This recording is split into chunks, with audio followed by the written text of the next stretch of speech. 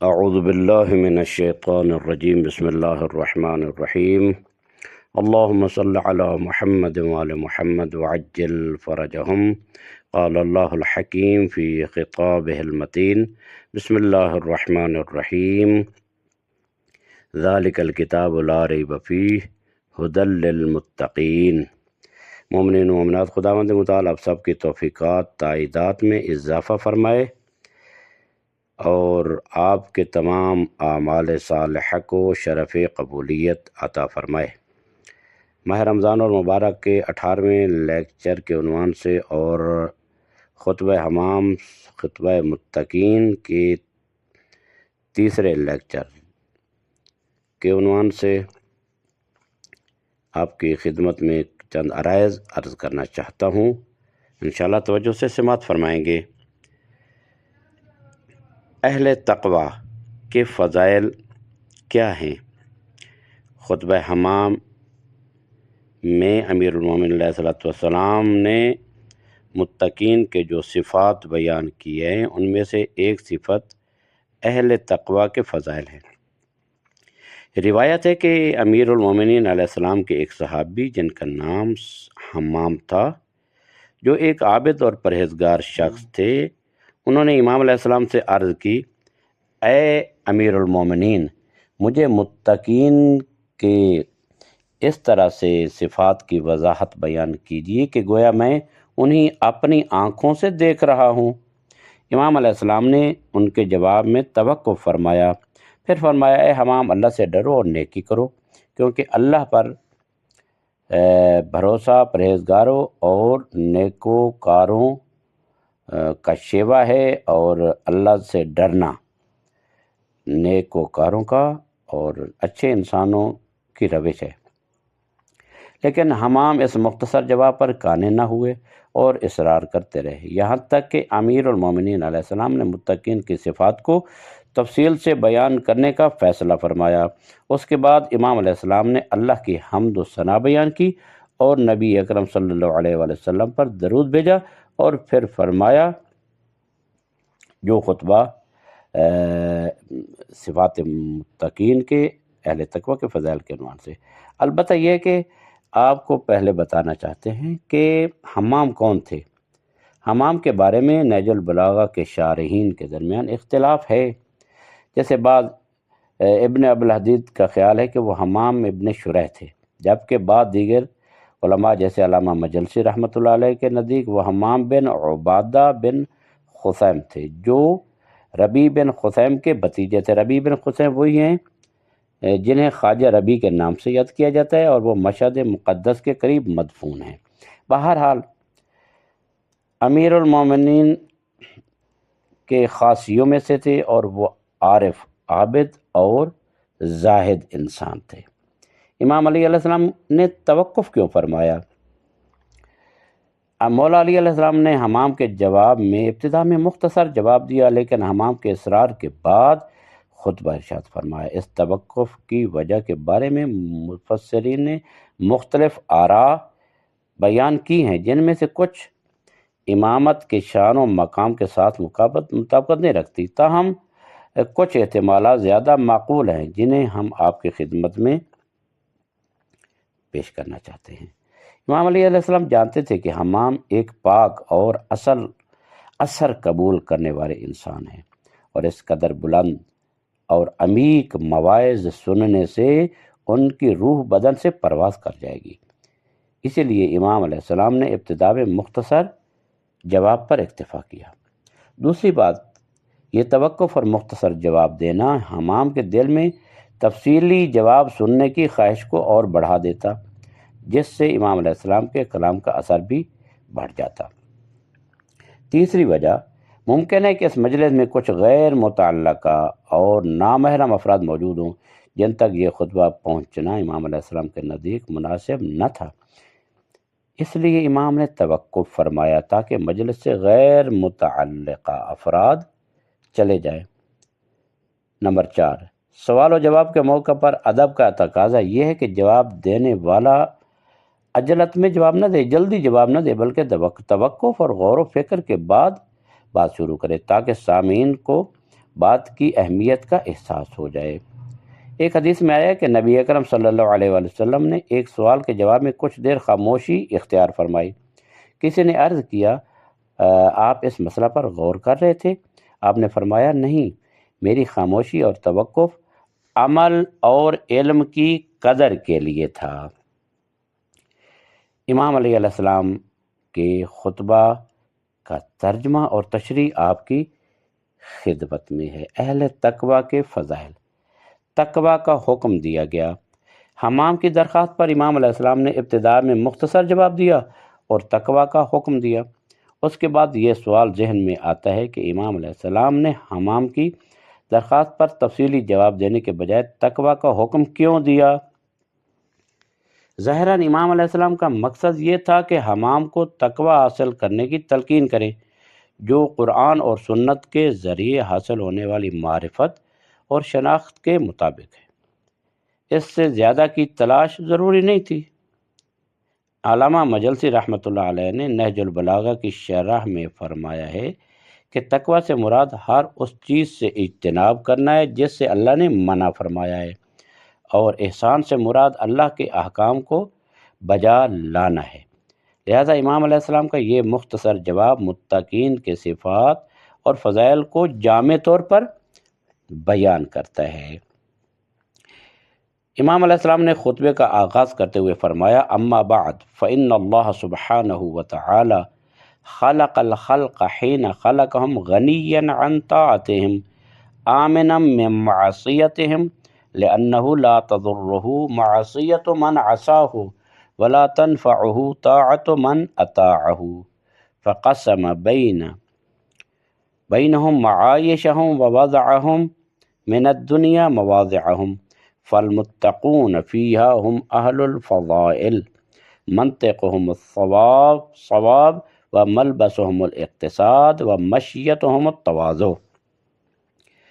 اللہ سبحانہ وتعالیٰ نے مخلوقات کو اس طرح پیدا کیا کہ وہ ان کی اطاعت سے بے نیاز اور ان کی نافرمانی سے محفوظ ہے، کیونکہ نافرمانی کرنے والے کی نافرمانی اسے نقصان نہیں پہنچاتی اور اطاعت کرنے والے کی اطاعت اسے فائدہ نہیں دیتی۔ پھر اللہ نے ان کے معاش کو، روزی کو تقسیم کیا اور دنیا میں ان کے مقامات مقرر کیے۔ متقین وہ ہیں جو فضائل کے مالک ہیں، ان کی گفتار درست ہوتی ہے، ان کا لباس میانہ روی پر مشتمل ہوتا ہے اور ان کی چال میں تواضع ہوتی ہے۔ اللہ تعالیٰ بندوں کے تقوی سے بے نیاز ہے۔ اس خطبہ میں ارشاد فرمایا امیر المومنین علیہ الصلوۃ والسلام نے خطبہ کے آغاز میں یہ ایک اہم نقطہ بیان فرمایا کہ اللہ تعالیٰ تمام مخلوقات سے بے نیاز ہے۔ اگرچہ تقوی کے بارے میں سخت احکام ہیں، لیکن یہ اللہ کی شان و جلال میں اضافے کے لیے نہیں بلکہ انسان کی تکمیل اور ترقی کے لیے ہیں۔ اللہ تعالیٰ ایک کامل اور بے نیاز ذات ہے جسے کسی کی اطاعت یا نافرمانی سے کوئی فائدہ یا نقصان نہیں پہنچتا ہے۔ تمام مخلوقات اسی کے فیض سے وجود میں آئی ہیں اور اسی پر انحصار کرتی ہیں۔ قرآن کریم میں اللہ تبارک و تعالیٰ نے اس بات کو واضح طور پر بیان فرمایا، جیسے سورہ طٰہٰ کی آیت نمبر 15 میں ارشاد رب العزت ہوتا ہے یا ایھا الناس انتم الفقراء الی اللہ واللہ هو الغنی الحمید۔ اے لوگو، تم سب اللہ کے محتاج ہو اور اللہ ہی بے نیاز اور قابل تعریف ہے۔ اچھا، رزق کی تقسیم امیر بیان نے فرمایا فقسم بینہم معایشہم ووضعہم من الدنیا مواضعہم۔ اللہ نے ان کے معاش کو تقسیم کیا اور دنیا میں ان کے مقامات مقرر کیے۔ یہ کلام در حقیقت قرآن کریم کی سورہ زخرف کی آیت نمبر 32 کی طرف اشارہ ہے۔ اہم یقسمون رحمت ربک نحن قسمنا بینہم معیشتہم فی الحیات الدنیا۔ کیا وہ تمہارے رب کی رحمت کو تقسیم کرتے ہیں؟ ہم نے ہی ان کے معاش کو دنیا کی زندگی میں تقسیم کیا ہے۔ اللہ تبارک و تعالیٰ نے قرآن مجید میں خود کو رزق دینے والا قرار دیا اور فرمایا کہ ہر جاندار کا رزق اللہ کے ذمہ ہے۔ سورہ ہود کی آیت نمبر 6 میں ارشاد باری تعالی ہوتا ہے وَمَا مِن دَابَّةٍ فِي الْأَرْضِ إِلَّا عَلَى اللَّهِ رِزْقُهَا، زمین پر کوئی جاندار ایسا نہیں جس کا رزق اللہ کے ذمے نہ ہو۔ تو یہاں سے معلوم ہو گیا، بعض لوگ کہتے ہیں کہ محمد والے محمد رازق ہیں، نہیں ایسا نہیں ہے، محمد والے محمد وسیلہ رزق ہیں، رزق اللہ دیتا ہے ان کے وسیلے سے۔ یہ قرآن کی واضح آیات ہیں جن کا انکار کفر ہے۔ اللہ تعالیٰ نے رزق کو وسعت اور تنگی کے ساتھ تقسیم کیا ہے، جیسا کہ سورہ سبا کی آیت 36 میں فرمان پروردگار ہے قل ان ربی یبسط الرزق لمن یشاء ویقدر، کہہ دو میرا رب جس کے لیے چاہے رزق کو وسعت دیتا ہے اور جس کے لیے چاہے تنگ کرتا ہے۔ امام علیہ السلام نے فرمایا کہ اللہ نے رزق کو تقسیم کیا ہے اور اسے تنگی اور وسعت کے ساتھ عادلانہ طور پر تقسیم کیا تاکہ وہ اپنے بندوں کو آزمائے۔ متقین کے صفات، امیر المومنین علیہ السلام نے متقین کی صفات بیان کرتے ہوئے فرمایا فالمتقون ہم فیہا ہم اہل الفضائل منطقہم الصواب وملبسہم الاقتصاد ومشیتہم التواضع، متقین وہ ہیں جو فضائل کے مالک ہیں، ان کی گفتار درست ہوتی ہے، ان کا لباس میانہ روی پر مشتمل ہوتا ہے اور ان کی چال میں تواضع پائی جاتی ہے۔ متقین کی یہ صفات ان کے کردار اور شخصیت کا عکس ہے، ان کی گفتار میں صداقت ہوتی ہے، وہ لباس میں میانہ روی اختیار کرتے ہیں اور ان کی چال میں تواضع اور فروتنی ہوتی ہے۔ صدق و کذب قرآن کی روشنی میں کیا ہے؟ اللہ تبارک و تعالیٰ نے قرآن مجید میں صدق اور راست گوئی کی اہمیت اور جھوٹ سے پرہیز کے بارے میں فرمایا یا ایھا الذین آمنوا اتقوا اللہ وکونوا مع الصادقین، اے ایمان والو اللہ سے ڈرو اور سچوں کے ساتھ رہو۔ اور دوسری جگہ پر ارشاد رب العزت ہوتا ہے انما یفتر الکذب الذین لا یؤمنون بآیات اللہ وَأُولَئِكَ هُمُ الْكَاذِبُونَ، جھوٹ تو صرف وہی لوگ باندھتے ہیں جو اللہ کی آیات پر ایمان نہیں رکھتے اور وہی جھوٹے ہیں۔ جیسا کہ آپ دیکھ رہے ہیں کہ اللہ تبارک و تعالیٰ نے صرف جھوٹ سے منع فرماتا ہے، بلکہ نہ صرف جھوٹ سے منع فرماتا ہے بلکہ سچ بولنے کا حکم دیتا ہے، اور اس سے بھی بڑھ کر یہ کہ سچے لوگوں کے ساتھ رہنے کا حکم دیتا ہے، یعنی امام، دوست، استاد، ہم سفر، بیوی وغیرہ کے انتخاب میں احتیاط برتیں اور ایسے لوگوں کے ساتھ رہیں جو صدق اور راست گوئی کے عادی ہوں۔ یعنی ان تمام چیزوں میں، امام کے انتخاب میں، دوست کے انتخاب میں، ان تمام چیزوں کے انتخاب میں احتیاط کرنی چاہیے، جھوٹا نہ ہو، سچا ہو۔ دوسرے لفظوں میں صرف خود سچ بولنا کافی نہیں ہے بلکہ آپ کے ساتھی بھی سچے ہونے چاہیے۔ امام سجاد علیہ السلام فرماتے ہیں ایاک ومصاحبۃ الکذاب فإنہ بمنزلۃ السراب یقرب لک البعید ویبعد لک القریب، جھوٹے شخص کی صحبت سے بچو کیونکہ وہ سراب کی مانند ہے جو دور کو قریب اور قریب کو دور دکھاتا ہے۔ قرآن کی آیات کے علاوہ اسلامی کتب میں بہت سی روایات پائی جاتی ہیں جو صادقین کو اہل بیت علیہ السلام اور ائمہ اطہار کے طور پر متعارف کراتی ہے کہ صادق کون ہیں، وہ محمد وآل محمد ہے۔ بے شک صادقین کی حقیقی اور کامل مثال یہ بزرگ ہستیاں ہیں کیونکہ وہ معصوم ہیں اور ان کی صدق اور راستی اور سچ بولنا تمام انسانیت کے لیے قیامت تک نمونہ ہے۔ صدق و کذب کے بارے میں، سچائی اور جھوٹ کے بارے میں روایات پائی جاتی ہیں۔ امام صادق علیہ السلام فرماتے ہیں ان اللہ عز وجل لم یبعث نبیا الا بصدق الحدیث واداء الامانہ الی البر والفاجر، اللہ تبارک و تعالیٰ نے ہر نبی کو راست گوئی اور امانت داری کے ساتھ مبعوث کیا ہے، چاہے وہ نیک ہو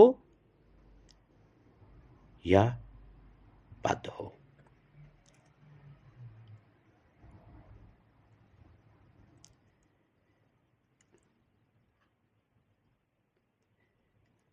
امام صادق علیہ الصلوۃ والسلام فرماتے ہیں لا تنظروا الى طول رکوع الرجل وسجودہ فإن ذلك شيء اعتاده لو تركه استوحش لذلك ولكن انظروا الى صدق حدیثه واداء امانتہ۔ لوگوں کے رکوع اور سجود کی لمبائی کو نہ دیکھو، لمبے لمبے سجدے، لمبے لمبے رکوع اور لمبے لمبے سجود، ان کو نہ دیکھو کیونکہ یہ عادت بن سکتی ہے، بلکہ ان کی راست گوئی اور امانت داری کو دیکھو۔ رسول اکرم ارشاد فرماتے ہیں لا تنظروا الی کثرت صلاتہم وصومہم وکثرت الحج والمعروف وتنتنتہم باللیل ولکن انظروا الی صدق الحدیث واداء الامانہ۔ لوگوں کی نماز، روزے، حج اور رات کی عبادت کو نہ دیکھو بلکہ ان کی راست گوئی، سچ بولنا اور امانت داری یعنی امین ہونے کو دیکھو۔ امیر المومنین علیہ الصلوۃ والسلام فرماتے ہیں جانب الکذب فإنه مجانب للإیمان الصادق على شفا منجات وکرامہ والکاذب على شفیر مہوات ومہانہ۔ جھوٹ سے دور رہو کیونکہ یہ ایمان سے دوری کا سبب ہے، راست گو نجات اور عزت کے کنارے پر ہے جو سچ بولنے والا ہے، جبکہ جھوٹا ہلاکت اور ذلت کے کنارے پر ہے۔ امام صادق علیہ السلام فرماتے ہیں من صدق لسانہ زکا عملہ، جس کی زبان سچی ہو اس کا عمل پاک ہو جاتا ہے۔ امام باقر علیہ السلام فرماتے ہیں ان الکذب ہوا خراب الایمان، جھوٹ ایمان کو تباہ کر دیتا ہے۔ امام علی علیہ السلام فرماتے ہیں لا یجد عبد طعم الایمان حتی یترک الکذب ہزلہ وجدہ، بندہ جو ہے وہ ایمان کا ذائقہ نہیں پا سکتا جب تک کہ وہ جھوٹ کو چھوڑ نہ دے، چاہے وہ مذاق میں ہو یا سنجیدگی میں۔ رسول اکرم صلی اللہ علیہ وآلہ وسلم کا ارشاد گرامی ہے لا یکذب الکاذب الا من مہانت نفس، جھوٹا شخص جھوٹ نہیں بولتا مگر اپنی ذات کی پستی کی وجہ سے، یعنی جھوٹا پست ہوتا ہے، گھٹیا ہوتا ہے، اس وجہ سے وہ جھوٹ بولتا ہے۔ امام کاظم علیہ الصلوۃ والسلام ارشاد فرماتے ہیں یا فلاں اتق اللہ وقل الحق ولو کان فیہ ہلاکک فإن فیہ نجاتک، اے فلاں اللہ سے ڈرو اور حق بات کہو چاہے اس میں تمہاری ہلاکت ہی کیوں نہ ہو، کیونکہ اس میں تمہاری نجات ہے۔ رسول اکرم ارشاد فرماتے ہیں ایکون المؤمن جبانا قال نعم قیل ویکون بخیلا قال نعم قیل ویکون کذابا قال لا، کیا مومن ڈرپوک ہو سکتا ہے؟ فرمایا ہاں۔ کیا مومن بخیل ہو سکتا ہے؟ فرمایا ہاں۔ کیا مومن جھوٹا ہو سکتا ہے؟ فرمایا نہیں، یعنی مومن جھوٹا نہیں ہو سکتا۔ امام عسکری علیہ الصلوۃ والسلام ارشاد فرماتے ہیں جعلت الخبائث کلها فی بیت وجعل مفتاحها الکذب، تمام برائیاں ایک گھر میں جمع ہیں اور اس کی چابی جھوٹ ہے۔ رسول اکرم کا ارشاد ہے المومن اذا کذب من غیر عذر لعنہ 70,000 ملک، جب مومن بغیر کسی عذر کے جھوٹ بولتا ہے تو 70,000 فرشتے اس پر لعنت کرتے ہیں۔ امام علی علیہ الصلوۃ والسلام فرماتے ہیں شر الاخلاق الکذب والنفاق، بدترین اخلاق جھوٹ اور منافقت ہیں۔ امام باقر علیہ الصلوۃ والسلام کا ارشاد ہے ان اللہ جعل للشر اقفالا وجعل مفاتیح تلک الاقفال الشراب والکذب شر من الشراب، والکذب شر من الشراب، اللہ نے برائی کے لیے قفول یعنی تالے بنائے ہیں اور ان قفول کی چابیاں شراب ہے، یعنی تالوں کی چابیاں شراب ہے، لیکن جھوٹ شراب سے بھی بدتر ہے۔ یہ تمام احادیث سچائی اور برائی کے بیان میں ہیں تاکہ یہ واضح ہو سکے کہ امام علیہ السلام نے صدق کو متقین کی پہلی صفت کیوں قرار دیا ہے، اس وجہ سے کہ جو جھوٹ ہے وہ تمام برائیوں کی جڑ ہے۔ جس طرح کہ معصوم علیہ السلام کے پاس ایک شخص آیا اور کہتا ہے کہ مولا میں شراب پیتا ہوں، مثلا میرے اندر یہ برائی ہے، میں شراب پیتا ہوں، تو مولا نے فرمایا اچھا یہ کام کرنا، جھوٹ نہ بولنا۔ تو نے کہا ٹھیک ہے مولا میں جھوٹ نہیں بولوں گا۔ جب وہ چلا گیا اور اس کو شراب کا جو نشہ تھا اس نے مجبور کیا، تو وہ شراب پینے کے چکروں میں اس کو پینے کی خواہش ہوئی، تو اس نے کہا ہاں میں شراب تو پی لوں گا، لیکن مولا کے سامنے جب جاؤں گا تو مولا تو پوچھیں گے، تو میں نے تو جھوٹ بولنا نہیں ہے، لہٰذا میں شراب نہیں پیتا ہوں۔ تو اس کا مطلب یہ ہے کہ شراب سے بدتر جھوٹ ہوتا ہے، اور یہی جھوٹ تھا جس کے نہ بولنے کی وجہ سے اس نے شراب کو چھوڑ دیا تھا۔ لہذا جھوٹ نہیں بولنا چاہیے، سچ بولنا چاہیے۔ البتہ بعض جگہ ہیں کہ جہاں پر جھوٹ بولنا جائز ہے یا جھوٹ بولنا واجب ہے، وہ استثنائی مقامات ہیں کہ جہاں پر مومن کی عزت کو نقصان ہو رہا ہو، یعنی کسی کے قتل کا مسئلہ ہو، یا کسی کے اندر دو فریقین کے درمیان صلح کرانی ہو، تو پھر جھوٹ بولا جا سکتا ہے۔ اگر ایک آدمی نے دوسرے کو گالی دی ہے تو جس کو گالی دی ہیں اس کو یہ نہ کہا جائے کہ یہاں پر سچ بول کر کہ تمہیں فلاں آدمی نے بہت گالی دی ہیں، وہ تمہیں ایسا تیسا کہہ رہا تھا، نہیں، بلکہ اسے کہا جائے کہ وہ تمہارے بارے میں اچھے خیالات رکھتا ہے، لہذا وہ تمہارے بارے میں بہت اچھی باتیں کر رہا تھا، اور تمہاری کوئی شکایت وغیرہ نہیں۔ تو وہاں سچ بولنا بری بات ہے اور جھوٹ بولنا اچھی بات ہے، کیونکہ اس کے ساتھ اس کے دل میں اس کی محبت پیدا ہوگی اور وہ اس کے قریب ہوگا، اور مومن کے ساتھ جب قریب ہوتا ہے تو خداوند متعال قریب کرنے والے کو، ان کے ملانے والے کو بہت پسند کرتا ہے۔ لہذا یہاں پر مصلحتی جھوٹ جو ہے وہ جائز یا واجب ہو جاتا ہے۔ لہذا خداوند متعال کی بارگاہ میں دعا ہے، خدایا ہمیں جھوٹ سے بچائے رکھنا اور سچ بولنے کی توفیق عطا فرما، سچوں کے ساتھ محبت کی توفیق عطا فرما، سچے دوست بنانے کی توفیق عطا فرما، اور یقیناً ہمارے امام سچے، ہمارے دوست سچے، اور ہمارے ہادی اور رہبر سچے، ہمارے علماء مراجع جن کی ہم تقلید کرتے ہیں اور جن کی بات پر عمل کرتے ہیں، وہ سچے۔ خداوند متعال ہمیں سچوں کا ساتھ دینے، سچوں کے ساتھ نبھانے کی توفیق عطا فرمائے، اور ماہ رمضان المبارک کے فیض اور برکت سے ہماری زبان کو زبان صدق قرار دے، زبان کذب سے محفوظ رکھے۔ وصلی اللہ علی محمد وآلہ الطیبین الطاہرین المعصومین۔